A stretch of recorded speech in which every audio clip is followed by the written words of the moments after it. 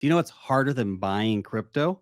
Selling crypto and at a huge profit. It's something that really screws a lot of people's heads. Pressing that sell button in times of euphoria can feel like you're killing the golden goose.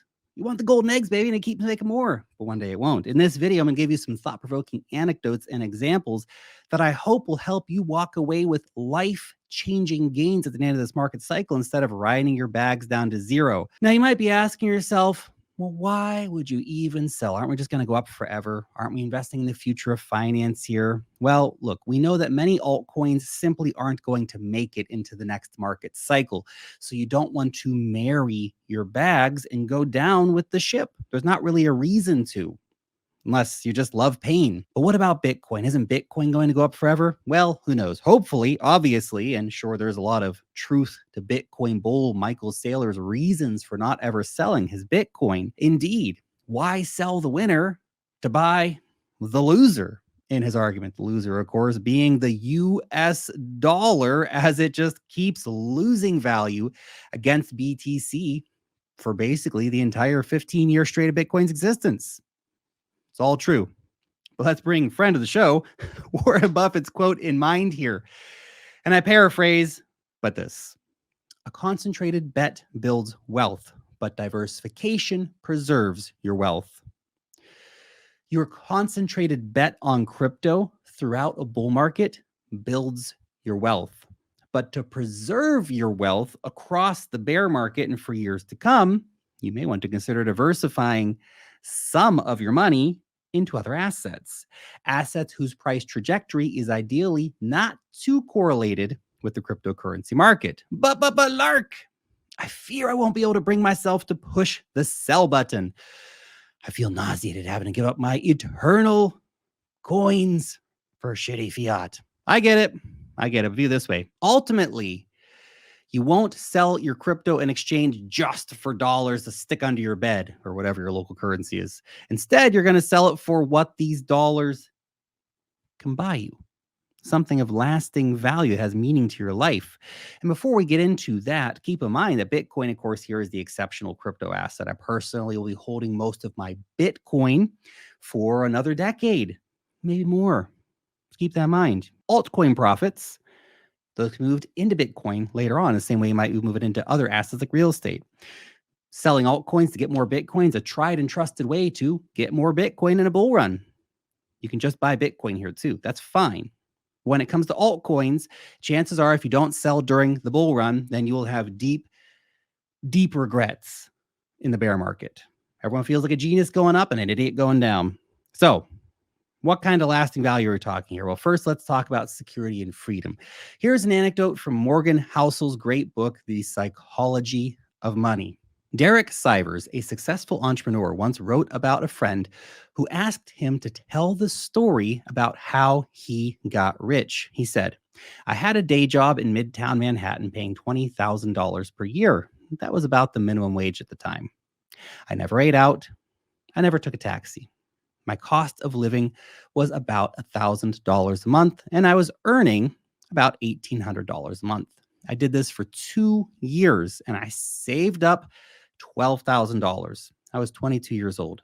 Once I had $12,000, I could quit my job and become a full-time musician. I knew I could get a few gigs per month to pay my cost of living. So I was free. I quit my job a month later, and I never had a job again. When I finished telling my friend the story, he asked for more. I said, no, that was it. So he said, no, what about when you sold your company? I said, no, that didn't make a difference. It didn't make a big difference in my life. That was just more money in the bank. The real difference happened when I was 22. Now look, that's the story. Okay, that's the story there. I love this story as it shows how dollars in the bank, even relatively modest amounts, can actually buy you options in life. It can buy you the freedom to choose your own path, which is really what we're all going for after with money anyway, to no longer be a wage slave. Paying off your student debt, that can release you from a massive financial and psychological burden, which will definitely improve your quality of life enormously. Now, look, we dunk on fiat a lot in crypto land, and for a damn good reason, because cash is trash. But let's not forget that being debt free and having a cushion of savings can buy you a lot of security and peace, which is priceless. And let's be honest, crypto with its price volatility doesn't always give you a lot of peace. Crypto. So even the lowest form of asset, a fiat currency, can buy you something quite precious: time, peace, freedom. But let's look at another traditional asset class that has bought people security since the dawn of civilization, and that's real estate. Because it's still true that money in a savings account is going to lose its value over time. Holding lots and lots of cash, it's a melting ice cube. Well, real estate will keep its value. One home equals one home, after all. Real estate is, of course, clunky and it's not very liquid and it comes with so many dumb hassles. And let's not forget about being expensive: insurance and taxes and plumbers and all this BS. That being said, over the next few years, I am strongly considering building a real estate portfolio. Now, an alternative to buying a home, of course, would be to invest in a real estate investment trust, a REIT, basically a stock-like asset that you can buy through your local broker. I own those. I like those. They seem like a nice fit for what I do. Another option is gold. Now, why would I invest in a shiny rock, you ask? Well, look at the chart of real estate to gold. It shows you how many ounces of gold it has historically cost to buy an average American home. Now, it fluctuates, of course, over time, but it's still pretty damn remarkable to see that the amount of gold a house cost you in the 1930s is about the same as now. That's pretty crazy, huh? Now, gold may be a pet rock for boomers. I get it. But it still does serve a purpose in some people's portfolios, not for everybody. You can, of course, buy the actual coins. You can buy a paper ETF as well. Whatever trade-off you prefer between extra security, the physical stuff, and just the easy use, the paper stuff. Now, I personally own some gold, but it's a very small percentage of my total net worth, my overall portfolio. And I'm not actually sure I would buy any more, to be honest, just because it doesn't produce any cash flow. Now, before I talk about the next thing of lasting value, let me introduce you to something very high value real quick, which is the Wealth Master newsletter. Best damn newsletter in the cryptocurrency industry. Every single week, my team and I, we spend like 40 hours putting this bad boy together to bring you the latest and the best insights on the market, the hottest airdrops, latest altcoin news, deep dives, NFT mints, technical analysis for altcoins, and much, much more. Join our 100,000 plus weekly readers and sign up for free. Use the link down below in the description. Okay, now, the crowd of financial advisors out there who are skeptical of Bitcoin tend to overlap a lot with the gold skeptics. In both cases, they rightly argue that these assets are not productive. It's true. They don't bring you any yield. Unlike stocks or bonds, these assets just sit there and preserve your value, but they don't create more value per se. They don't have a cash flow. Traditional portfolios are often a combination of assets with and without yield. So maybe it's an interesting idea for you to distribute some of your crypto bull run market profits from all those sweet, sweet dog coins and stuff into something more solid: stocks, bonds. For example, you would have done pretty nicely had you sold some of your BTC around the previous top and put some of that money into a US money market fund with a 5% yield, which sounds really boring right now. But you could have cashed out the yield, reinvested the principal back into Bitcoin before the next bull run. Obviously, that's all easier said than done, and not very many people would have been able to successfully do that anyway, but still, food for thought.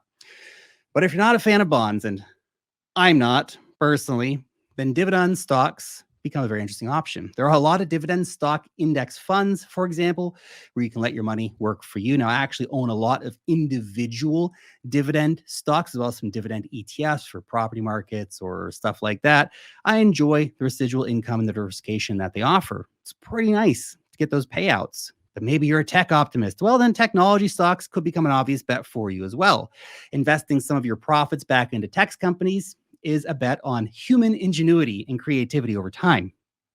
Technology stocks often don't pay dividends, though. Perhaps a slight problem.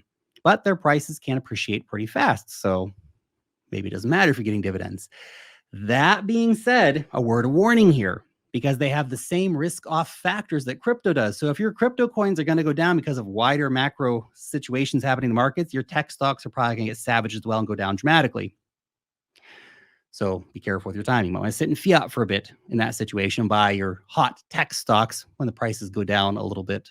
But hey, maybe you can even keep all this stuff a bit closer to home. Financial independence is your goal. If that is your goal, of course, you might as well invest in you. Maybe you have a small business idea that you want to start. You can be your own productive asset, your own creative genius. Why not put your profits to work right there for you in your own business? You can't control crypto prices, you can't control stock prices, but you can control your own output into a business that you love. And that might give your life more purpose than it has right now, working for some 9 to 5 slave wage job. Ever think of that? Maybe you should. But, Lark, is there also some fun to be had out here? Or is everything just about getting a productive life and getting more returns and more percentages and more APYs? I get it. I get it. I get it. Look, after security and creativity, that brings me to the final thing that money can buy you, and that's quality time, the most valuable asset on the planet. If your profits can buy your family a once in a lifetime adventurous holiday, by all means, do it. If you can buy a sabbatical and finally learn surfing or singing or a new language or just live life on your own terms, by all means, go for it. Quality time is the ultimate currency of life. Having free time is likely the end goal for most of you listening. It's not just about getting watches and fancy cars. You can get that too if you make enough money. It's fine, right? I got some nice watches. It's all good. Having said all this, though, keep in mind that you don't have to sell everything either. You can take only some profits off the table, which is something a lot of people, I feel like, don't even realize. You just diversify your portfolio out a little bit. I got too many dog coins, so I'm going to buy some dividend stocks. Change the risk portfolio a bit. Have some shorter term and longer term goals. So you formulate both those shorter and longer term goals, figure out what they are. Maybe the short term goal is getting out of your college debt. So you're going to take some high risks to try to do that. Ideally, of course, you'll have some coins left in cold storage for your longer term goals. Where's Bitcoin going to be in 10 or 20 years? Think about that and invest thinking about that. That's a retirement fund or buying a home. Now, at the risk of sounding a bit preachy, just hear me out on this. While basking in the glow of your green numbers on your portfolio app feels good in the moment, you're a genius, right? Just pause for a second to realize it's not about the numbers on the screen, but about the life that these numbers can buy. If you have life-changing money on the table, change your life. It's about having options and not having to worry about paying those bills and all that other BS that can drag you down in life. It's about getting up each day and living life on your terms. At the end of the day, that's probably what most of us are here for. What is the purpose of investing after all? Taking your coins to your grave. Come on. Look beyond the assets. Look at what you want out of your life and let your gains help you achieve this. We're humans. We're not spreadsheets. Sometimes giving up on a potential future financial gain for better sleep, a dream that you want to fulfill, a business that you want to start, that can really be worth it. Keeping all this in mind will make pressing that red sell button easier when the time comes. Have that plan for what you do when you get out of the market. You probably don't want to sell just for dirty fiat. I mean, you need fiat as an intermediary, but you're going to want to sell for something larger, a bigger vision in your life, and a longer term plan about building real, lasting wealth for you and your family to give you the freedom that you deserve. Thanks for watching.